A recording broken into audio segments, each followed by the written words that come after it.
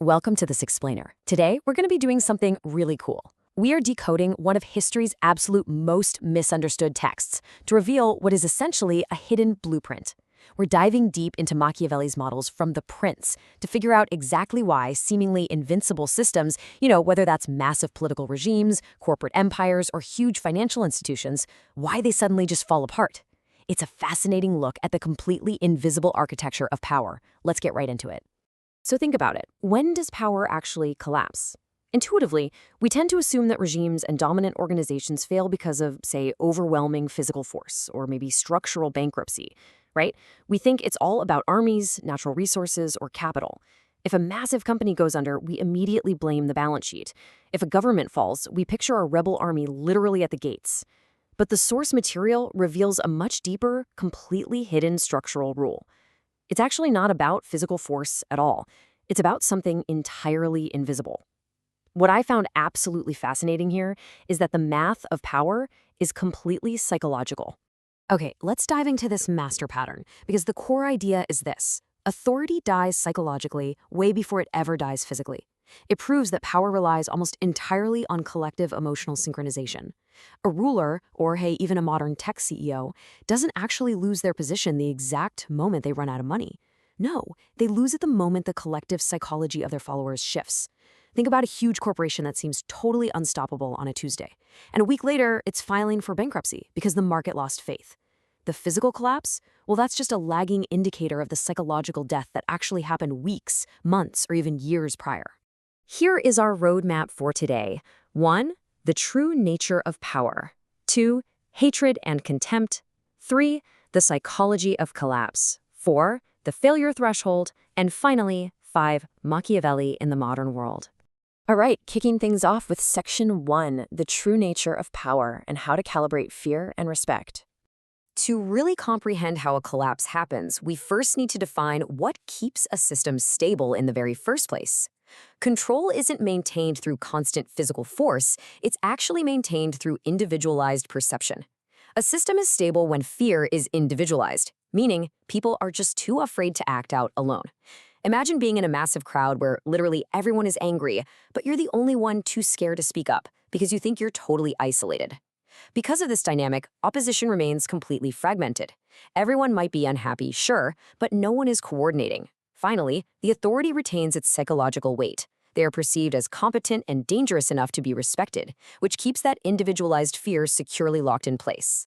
But man, does that stable equilibrium shatter fast. Instability is almost always born from visible inconsistency. When leadership exhibits erratic or irrational behavior, like say a corporate boss suddenly rolling back remote work without any logical explanation, or a leader displaying just completely unnecessary cruelty, they shatter that illusion of a predictable, competent authority. Unpredictable confiscations or sudden policy reversals show the inner circle that the leader actually doesn't have a master plan. And the very moment this happens, rising distrust among the elites creeps in, and that heavy psychological weight just vanishes instantly. The spell is broken. Moving right along to Section 2, hatred and contempt, which are the twin threats. So what actually dissolves that stable state once the spell is broken? Well, Machiavelli identified two very specific emotions that act as absolute poison to authority: hatred and contempt. And they do two very different things to two very different groups of people. Hatred mobilizes the masses. When a population experiences shared humiliation and deep resentment, maybe from an unfair tax or a blatant public injustice, they emotionally unify. Contempt, on the other hand, mobilizes the elites. When leaders show visible incompetence or weakness, the inner circle loses their fear and starts to plot. It's a brilliant distinction, really. Hatred sparks the massive public revolt, while contempt sparks the quiet insider conspiracy. Which brings us to Section 3, the psychology of collapse, focusing on these crazy feedback loops. Let's break down the exact mechanics of how these emotions actually coordinate isolated individuals. This hatred loop reveals what's called the humiliation coordination effect. It always starts with a perceived injustice, which naturally breeds resentment. But step 3 is the real danger zone: identity synchronization. This is when shared humiliation basically transforms a bunch of fragmented, dissatisfied individuals into a highly unified group identity. It's that moment a crowd turns into a mob. They stop being angry alone and suddenly realize, oh wow, everyone else is angry too. That realization absolutely destroys individualized fear, and that leads directly to step 4, active resistance coordination. Suddenly, that fragmented opposition we talked about earlier becomes a unified existential threat. On the flip side, the contempt loop reveals a really fascinating fear to ridicule transition among the elites. It begins with the leader showing visible weakness or maybe indecision. This instantly triggers elite opportunism. The inner circle, whether we're talking about a royal court or a corporate board of directors, they smell blood in the water. As they act out and test the boundaries, the leader's authority visibly erodes, and that cascades into a total widespread collapse of public confidence. The source material proves that once fear converts into mockery, obedience evaporates incredibly fast. The elites leak an embarrassing internal memo to the press, the public laughs, and the whole facade just crumbles. Just listen to this quote. Humans obey power they respect or fear. They destroy power they no longer psychologically recognize as superior. This is a profoundly deep psychological truth drawn directly from the text. I want you to really think about the gravity of that for a second. Authority relies incredibly heavily on perceived competence. It's not just about having a formal title, a crown, or a fancy corner office.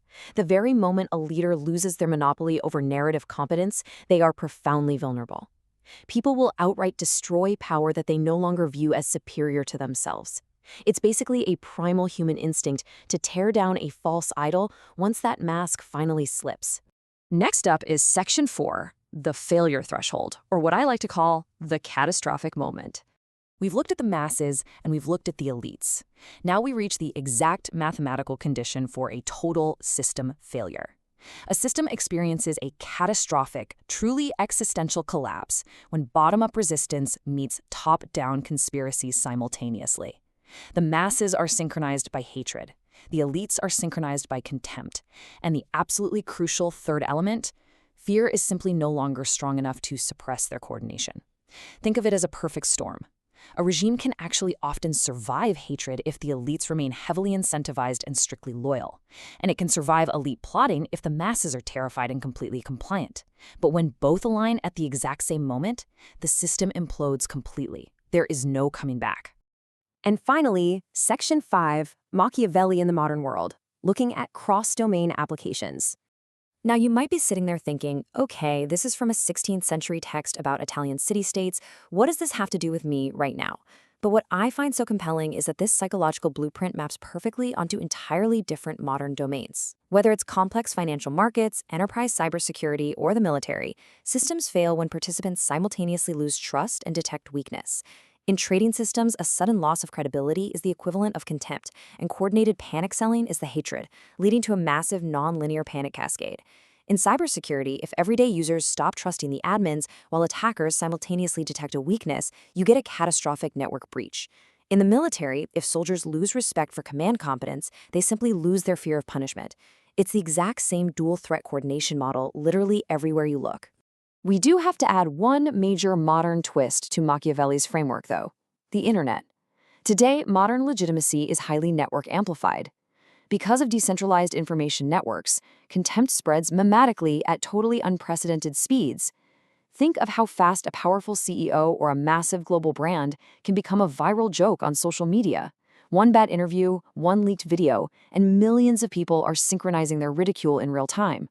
In digital environments, widespread mockery can destroy an authority's public perception far, far faster than a traditional physical revolt ever could. The battlefield is completely psychological now. And this is exactly why mockery is literally the ultimate threat to power today. First, mockery drastically lowers the collective fear threshold. I mean, if everyone is openly laughing at the king, nobody is afraid of the king anymore, right? Second, it completely normalizes widespread dissent. It signals to those isolated individuals sitting at home that they aren't alone in their dissatisfaction. And third, it destroys symbolic superiority. You simply can't be awed by someone you are actively laughing at. In modern media warfare, corporate PR, or organizational leadership, converting fear into ridicule is quite simply the single most effective counter-strategy to destabilize a massive, seemingly invincible system. So, I want to leave you with this final, really powerful thought to chew on. The most dangerous moment for any power structure isn't when people are angry. It's when they stop fearing it and start mocking it. I really want you to consider this the next time you witness a seemingly untouchable brand, a billionaire leader, or a massive institution suddenly unravel overnight. Ask yourself, are you just watching a string of bad luck or a financial miscalculation, or are you actually watching the timeless psychology of collapse playing out in real time? Thanks so much for joining me on this explainer today. Keep questioning the structures around you, and I'll see you next time.